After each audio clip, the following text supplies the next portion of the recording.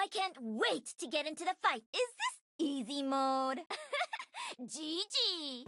Go ahead. Hi. Hi. First of all, welcome to MomoCon. Thank Appreciate you. you taking the time to talk to us this afternoon. Thank you. What can you tell us about some projects that you're working on that you're not under any NDAs or anything like that? Yeah, that's a really good question. I was under NDA for obviously for Heroes in the Storm and StarCraft 2, and those both got revealed this year or in the last couple of months. So I feel very free now to speak on that. But I am on 3 additional video games. I can say that. One of them is a big motion capture that's going to be a performance capture video game that's going to be coming out. That's really exciting. And I also have a series regular role on an animation series, but I'm under NDA for that too. And it has a possible release date of 2018 or even 2019. But I'm in for a couple of seasons already. So very excited about that. And I will say that it's something that people might have heard about already, and it's very exciting.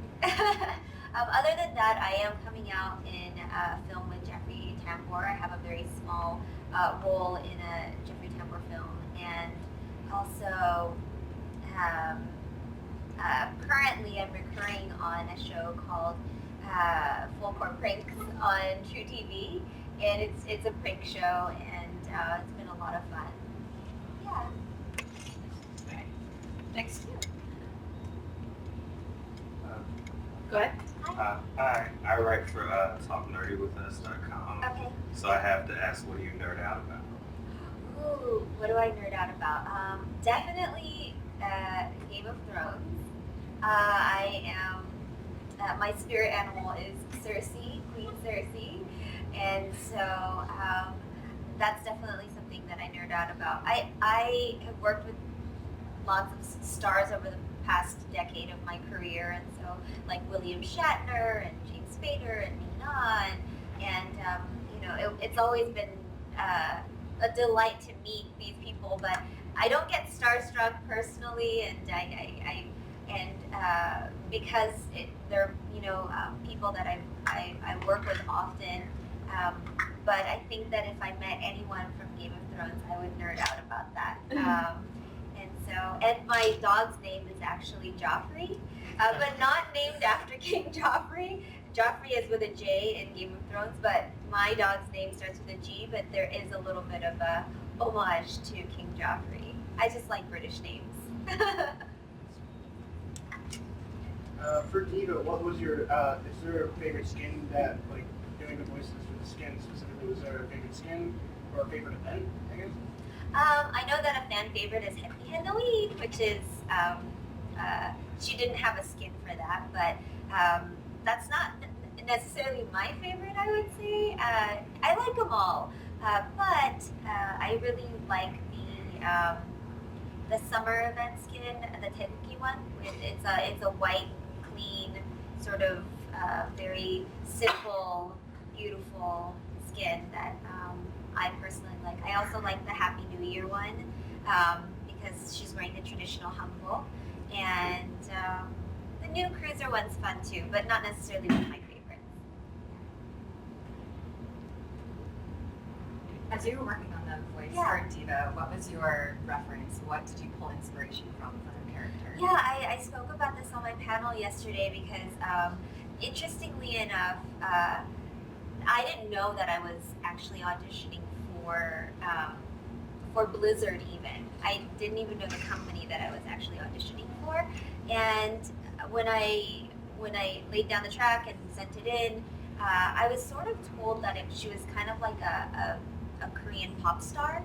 And in a different lifetime, had I been born in Korea, I'm half Korean, half Japanese. So had I been born in either of the countries, I probably would have wanted to pursue something in that vein, or also just be an actor in the respective countries. And so when I heard that she was a Korean pop star, I'm not much of a singer. I can hold a tune, but I'm not much of a singer. So I got really excited because I thought, oh, this is my opportunity to channel my inner diva. And I didn't know her name was Diva. There was no name reference, there's no company reference, there's no game name reference, nothing. It was just sort of this like generic thing that they kind of gave me. And I think with a lot of voice actors, that's where the magic happens. It's like instead of auditioning in a way that you feel like they what they're looking for, I think the key is to really draw from your own inspiration and kind of do you and be yourself. And in that way, you could really get far. And so with this, I wasn't really thinking about what they were looking for per se, but it was more what I would want to sound like if I were a Korean pop star. So I went in, laid down the track, and then I ended up getting a call back and just continued to really channel sort of the vibe of like the youthful, hip, sexy, smart Korean girl that embodies a pop star. And so it's funny because I also have sort of it's completely unofficial. This is not from Blizzard, but I've kind of given her an anthem, and it's "Hello Bitches" by CL. And so because I feel like she has sort of that badassery thing about her, but also is feminine and can really have fun. So those were some of my inspirations. Go ahead. How did you get the role, and what was your experience like being on an episode of Grace and Frankie? Oh my gosh. Thanks for that question, because I love talking about the TV work that I've done too, because actually before the last 3 years of voiceover, I've been doing television for 8 years and still am in that world as well. But the way I got it, so kind of what I was just saying about going in for the audition, then going in for the callback, and still didn't know that it was for Blizzard, still didn't know anything, and they finally, it was about a 2-month process, I think. It was a while. Voiceover auditions, unlike television or film, sometimes takes a while. Television, you find out like sometimes the day of if you got the role. But for video games, oftentimes we'll send in a recording, and we won't hear for another like 2 months, sometimes 3 and up to 6 months. And so when you're getting a callback or when you book the role, it's like, what was that thing that I went out for again? And so, but I did have my sort of eye out on this one because it was so unique. It was the first time that I went out for a Korean pop star, and then subsequently after I went out for another thing. I think they saw my work in Overwatch, and that's sort of how my other project that I'm not allowed to talk about happened. But I think I'm allowed to say that I do play a pop star in something else now. That said, I know Diva is not a pop star. She's a StarCraft star, so StarCraft star. So she's a gamer, and I think they didn't really want to reveal that because it everything is so under wraps, and so that's why I didn't know. But I eventually got the news and I got the role, and that's when they told me the title of the game. But at that point, it hadn't been released yet because I hadn't made it yet. Tracer had already been working on it. Cara Theobald had been working on it for about a year, I believe, before I had been brought onto the project. And so it existed, but I just didn't know about it because it wasn't released to the public. So that was sort of how that kind of came about. Grace and Frankie, that was a smaller role that I ended up taking because I usually take guest stars, and I have a series regular under my belt, and I'm recurring. And oftentimes when you're on a certain path of a trajectory in your career, taking the bit roles it's always tricky because you want an opportunity to play larger roles on a series, because once you're on a series in a certain capacity, it's really hard to be brought back, because if you're already playing Jane Doe in this capacity, you can't play Jane Roe in another capacity on the same show. So, but I went out for it because I've read for the casting director many times throughout the last 10 years, and I like her. And when I got the role, I knew that my scene was going to be with Miss Jane Fonda, the Jane Fonda, and so I just thought to myself, I don't want to pass up an opportunity to work with such a legend, and so I took the role, and it was a lot of fun, and she is such a professional and is really beautiful, in real life, and it was a really fun experience. I also want to say that it was the first time that I worked with a female director, and which I think is really sad that I've been in showbiz for 11 years, and it was my first time working with a female director. She was a British lady, and was one of the most skilled and nuanced, professional, and just talented directors I had ever worked with. Even doing just a couple of scenes with her, I was able to see just how sensitive to detail she was, and it really inspired me to continue to want to take projects that have female leadership and that involve hopefully a female director. What made you first take an interest in acting?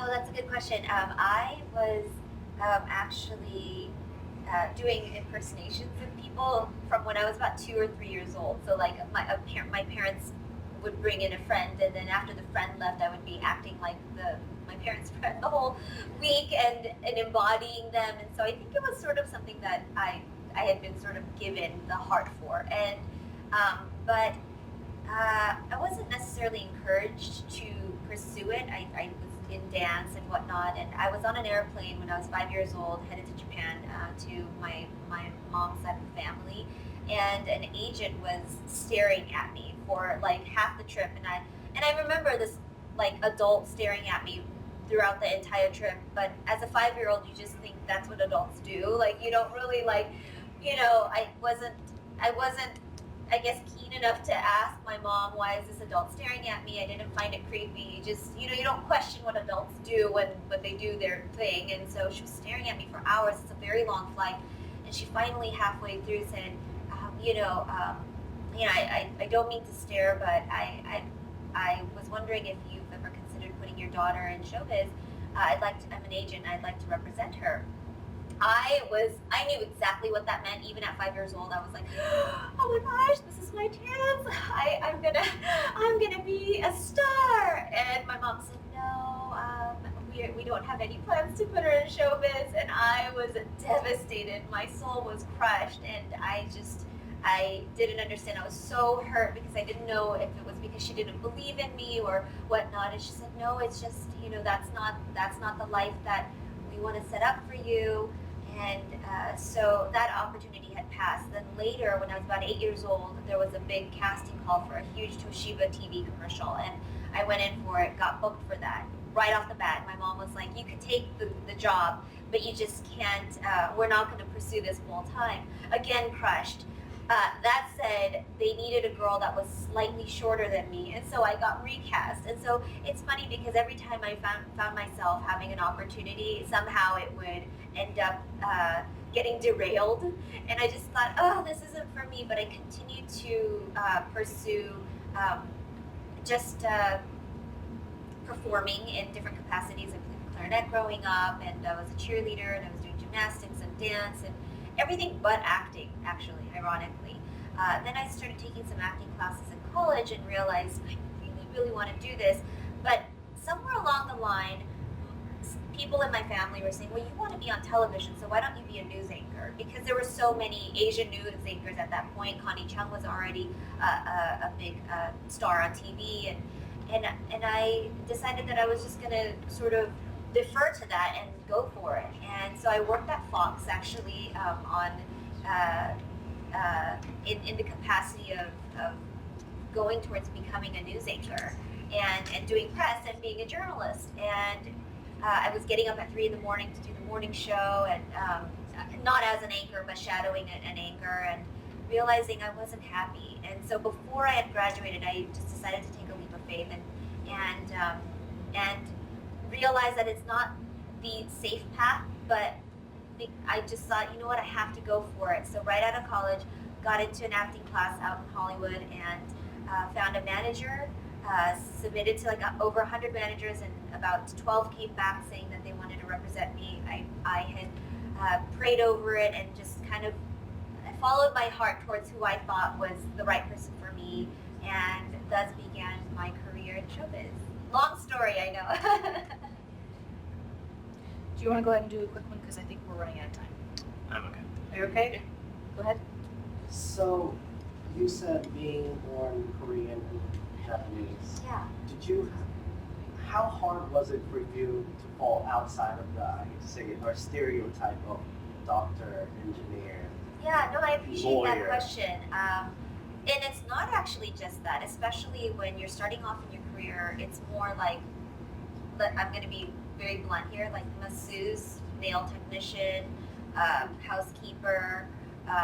Those are sort of more of the entry level acting jobs, and then you go into lawyer and these sort of more considered like less blue collar jobs, so to speak. And it's interesting that it's so tiered like that, and also so stereotypical. But interestingly enough, I was coming in as a 20-something-year-old but playing 14, and so I didn't actually have to deal with in the beginning at least, playing the nail technician, because there's no such thing as a 14-year-old nail technician and whatnot. But what I had done was I set out to be very picky, actually, for lack of a better word, about the work that I was going to do. So as I grew older, of course, there were opportunities to play very one-dimensional, sexy people. You know, I hate to say sexy, like objectified women, because oftentimes Asian women are objectified on a greater level, and I just I never took those roles, and it meant, and I just passed up on a role that was like that last year on a huge network show. And it's one of those things where you make the sacrifice to make decisions to try to, not just for my own career, but to send a message to writers saying, you know, not all Asian American women are on board with the stereotype, and because of that, I feel like I've been fortunate to be able to have roles that I feel like I can say I'm proud of, and so that's sort of how I have tried my best to curate my career, and that's what I kind of plan to do going forward.